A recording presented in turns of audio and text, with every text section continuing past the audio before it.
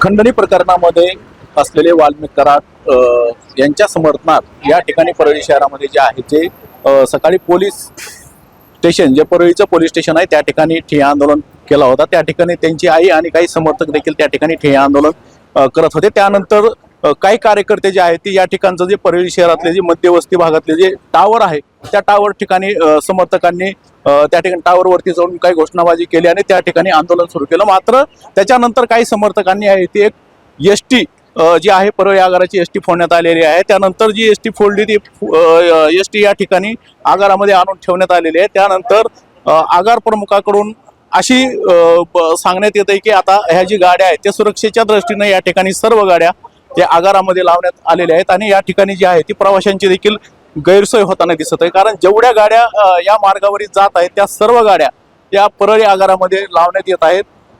हा सगळा जो प्रकार आहे सुरक्षेच्या कारणास्तव करण्यात आलेला आहे आणि हे जे समर्थक आहेत हे समर्थक कुठल्याही क्षणी काही करू शकते। त्यामुळं या परळी शहरामध्ये तणावाचं वातावरण सध्या तरी निर्माण झालेलं आहे। रोहिदास तागडे, मुंबई तक, परळी, बीड।